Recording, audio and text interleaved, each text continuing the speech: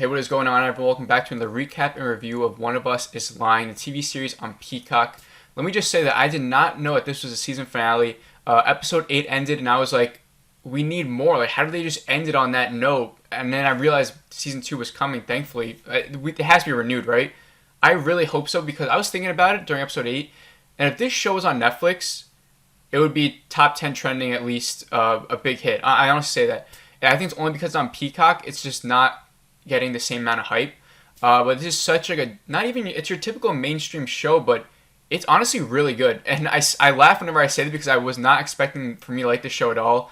After the first 2 episodes, I was like, I know what the show's going to be like. But it's honestly one of the few shows I've seen that have progressively gotten better with each episode. No episode ever dips back down. Literally, it starts out, like, first episode was the worst, I think, and then steadily got better and better and better, and became super great by the end. So I just want to say that. Big testament to this show. I really enjoy it. I'm going to recommend it to a lot of people. And let's get into this quick recap. Not going to go over everything. Just take you guys through my thought process of some of the big moments of each episode and things I liked throughout. So let's start with episode 7. After episode 6 ending, we were all wondering what Miss Avery's secret was. What did Simon have on her? Episode 7 sort of goes into that in the very beginning. We're all trying to figure out what's Miss Avery's secret. We sort of realize that Vanessa might have some sort of connection with her as we see Vanessa going to the house of Miss Avery. My first thought was maybe some sort of like lesbian student-teacher relationship. I thought that would be like really juicy. It turns out that Vanessa had an abortion and Miss Avery helped her. And it maybe not sound like a big secret, but I guess Miss Avery is breaking the rules by driving Vanessa to the abortion clinic without her parents knowing. And so that's pretty big. I guess maybe she could do jail time or at least get fired for doing that. So that's what the secret was. And we also find out that Simon is the one that told Miss Avery to give all the students detention. So this is where my suicide theory sort of came into play, which I guess, spoiler alert for episode 8, but I guess you guys already have seen it. I guess the suicide theory is right, in a way, right? I kind of said it in the beginning. I said I think he's going to take himself out and blame them all for the downfall, and that's exactly what happened. But this is where I first started to get the inklings that my theory may have been right once I heard that Simon is the one that told Miss Avery to give them all detention. We then start to go into the kid that streaked while they're in detention. I really forgot about this moment. I don't know if you guys remember it. There's a point in the first episode while they're in detention that someone streaked outside. And I guess that's what made Miss Avery's back turn. They all went to the window to go look at it. I don't really remember it was the first episode, but I totally forgot about that. So this came into play and I was just sort of confused. I was like, I totally forgot about this moment, but then started to connect. And so the whole thing with that kid was that someone, he didn't do it like on his own will. Someone paid him to do it. Someone through Venmo, this weird name like Asterisk, I think is what the name was. So then we were trying to figure out who this person was, who sent this kid money, because this is what set up the distraction in the detention, and it's kind of gave the kids a time frame of when they might have been able to put peanut oil in the water, or whatever, right? While everyone's back was turned, that means someone could have, killed Simon through the peanut oil thing, right? I mean, that's how my mind processed it. And so Nate is obviously in jail, as we've seen throughout this episode, and the kids, especially Bronwyn, want to free him. So they have this theory now that Simon framed them all because they think that he was the one that paid the kid the streak to cause a distraction or whatever, right? So then they go to the cops or the main detective, and Bronwyn's sort of explaining the whole theory. The cop doesn't believe it, obviously, and she says that there's stuff about the investigation you guys don't even know. Stop meddling in this or we'll arrest you for obstruction of crime, right? Or whatever it was. We then see that Addie and her ex-boyfriend Jake, they start getting back together yet. We don't have any, theories about Jake yet. He's not really coming into play yet, but we will see by the end of the episode what happens with him.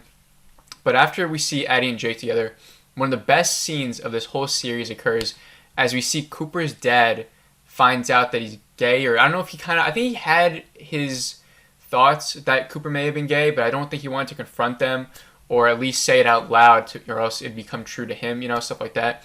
But he finds the picture that Cooper's boyfriend him took because the boyfriend's had Cooper and the dad found out. He's all mad at him. Cooper continues to be the best character, I think. That whole quote he says at the end where he's like, he believes that he can still play and be gay. He just wants to be himself. And then he says like this really great line where he's like, like that guy's my boyfriend. You make sure to say boyfriend. I just like, dude, the actor of Cooper, I don't know if he's gay or not in real life. I don't think it matters.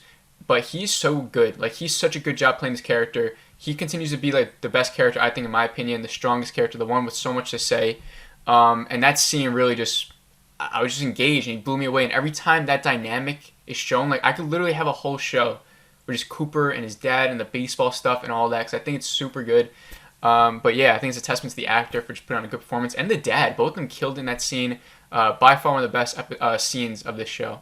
We then get another great scene as Bronwyn confronts her parents. She sort of says her whole college paper she's reading to her parents, and she goes into details about how she wants to admit that she cheated or whatever, right? And the parents obviously don't want that. But then the big thing is that she acknowledges that she loves Nate. She says it to her parents. I'm sure all the Natween shippers love that moment. And it was really good, and it really bumped this episode up for me. Like, I just really enjoyed that, and just seeing all these kids confront their parents and stuff. I don't know. I always enjoy that for anything. And then at the very end, we see Addie and her boyfriend Jake, right? And they're in his home theater. He's got a sick home theater. He's got like cool posters and stuff. He's the devil poster from I saw in theaters. So like, who has a devil poster of that movie? But we see that his gamer tag, or it's not his gamer tag. He's chatting with someone who has the same name as the kid who Venmo'd the streaker. Right, so it's like Jake is in connection with Asterisk, right? Who's the person who they think is setting everything up. So this is where I put in my head. I'm like, okay, is Jake the killer now? Because at first I thought it was his gamer tag. I thought like it was Jake who's the one that Venmo'd. But I think it was they were chatting. So Asterisk was someone else. But obviously Jake has some part to play in this now, which I wasn't expecting. Honestly, I wasn't expecting Jake at all. That threw me for a loop. Maybe my Simon theory of suicide was right, but I wasn't expecting Jake to have a part to play in this. And the book lovers out there who know the books, please let me know if this was the outcome of the book. Like I said, I don't read the book, so just tell me what they did with the book. Because I mean, unless you think season 2 is going to go the book's route, or I know they've been changing a lot, so I don't know. I don't want to be spoiled, but I also think the show's going a different route, right? Alright, so episode 8 starts, and like I said, I didn't know this was the season finale. I thought we had at least maybe 2 more episodes left. Maybe they'd get to 10. So the whole beginning with Jake and stuff and going and like looking into Jake, I was literally like, okay, I know it's not Jake because I know we have 2 more episodes left at least. So wasn't processing that this was the finale. I wasn't thinking it's Jake. So I wasn't that focused. But then we see the flashback with him and Simon, where Simon tells him that Addie was cheating on him with TJ. So then that's revealed that Jake's been knowing this whole time that Addie cheated on him, and he kind of just puts on this fake persona and looks at Addie and pretends that he doesn't know. I thought that was really good. We then get another flashback with Jake and Simon, and it looks like this is where I started to process that they were working together in some way. They talk about how they wanted to play a prank or do a dare on the jocks, trying to frame the jocks, but they would be too stupid to be smart enough to poison him with peanut oil. This is where I was sort of confused because, like I said, I wasn't thinking this was the family, so I wasn't like invested. So if you guys can elaborate on me for this, I need your help. So I mean, they thought that the jocks would be too stupid to use peanut oil on him. But then Jake was like, yeah, but maybe now is the right time to do the peanut oil trick or dare. That's what I sort of thought was a little bit dumb. I'm like, all this for a dare or all this for what? Like, why would they? What's the real motive for doing this? I get that they don't like these other people, and I get Jake maybe wanted to do this because he knew Addie was cheating on him. So that actually makes more sense now that I think of it. And then they used to be friends, right? So I'm just not super clear on the motive, but I guess I don't really need to. I kind of get what they're trying to do. This is where we finally get to the Halloween party where shit goes down. I love when shows like this where it doesn't really feel super high stakes. Like, yeah, we had a murder in the beginning, and these kids go to jail, and like we're still trying to figure it out. It's like a mystery, but no like death or not blood, but like violence really throughout the show. Couple of fights. That's why I love when the boyfriend chokes out Janae, and then it's revealed that he has a gun. I think that just goes such a long way for a show like this. Just having that suspense, especially in the finale, it really puts like an exclamation point on the thrills of this show. He's got a gun and leads to this whole big fight in the woods, right, which was really well done. We then cut to Bronwyn and Nate in the woods, and we hear the gunshot go off. And right then and there, I was like, this is the best episode. It really is. And when the finale is the best episode of a series, that's when a show is really good. That's when you can, like I said, the exclamation point of the whole show, and it makes you leave the show on a really good note, having this finale is the best. So the gun goes off. We realize that the boyfriend got shot. That's when I literally thought, like, excuse my language, I was like, these kids are fucked. Like, there is no way they can get out of this. Like, not only are they already looked at badly because they are, like, the number 1 suspects for Simon's murder, now they have Jake dead. I'm like, they're screwed. There's no way out of this. So then we cut to Vanessa. She's on Instagram Live or whatever app she's using, right? She's talking to all her followers. It's 2 weeks later, and she's talking about how Jake's body was. I mean, they don't even know that he's dead. It's just that he's disappeared. So then I'm like, did these kids hide the body? I'm like, what the like?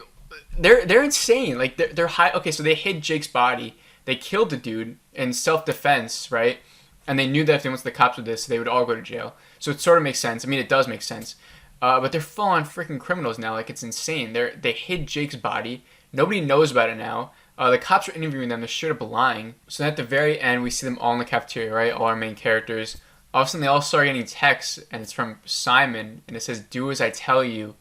And then it's sort of like this "I know what you did last summer" vibes. He pretty much says, like, or else I'll tell everyone what you did. And that's the episode ends. So is Simon alive? I mean, we saw in that flashback scene, right? Jake gives him a pill or something like that, and it's supposed to be, and then he says, like, I'm about to go, like, fake my suicide. But then if he faked his suicide, where the fuck, like, I mean, I'm sorry, like, where's the body then? You know, like, don't the police have the body? Don't they, that's what I'm saying. Maybe it's someone else. Like, I don't think it's Simon, right? I don't know. You guys need to talk to me about this, seriously. Like, someone's got to comment down. We got to have a discussion. The book lovers, please tell me if this was the book ending. I don't think it was from what I heard. But we better get a season 2. I better not hear this show's canceled. Because honestly, if this show's on Netflix, it'd be a hit. It really would be. It would be a super big hit. It's just that not as many people have Peacock, right? So let me know what you guys thought of this season. I'll give you guys my rating for the season overall right now. I'm giving it a 3.7 out of 5. Now, the finale, I'm giving it a 4.1 out of 5, that episode. But like I said, I wasn't expecting to like this show. The beginning episodes I actually didn't really like. I didn't like the first or second episode. The third one I thought was like, alright. But then from the fourth on, I kind of really loved it from then on out. I thought it was super good. So, I mean, maybe rewatching the show, like watching those first couple episodes, I can look at it through a different lens now that I know where it leads to. I wasn't expecting to be anything great. So that's why I have it at 3.7, because I have to take my thoughts on those beginning episodes into consideration. But season 2, I'm going to go into it, with the mindset I have now, like super excited.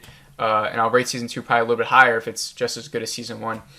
So yeah, let me know what your guys' favorite character was, what you thought of the ending, any theories on season 2. If you enjoyed this video, please make sure to like it. Please make sure to subscribe if you're new. And it was a joy making these videos with you guys, talking to you about it. I'm glad to see most of you guys liked it. I think one of the few people that are actually talking about this show on YouTube, which kind of upsets me because I do think it should have some more recognition. So I think there's a giant audience out there for these type of shows, so I don't know why people aren't watching. I'm guessing because it's on Peacock. But like always, please have a great rest of the day, and I will see you all in the next video.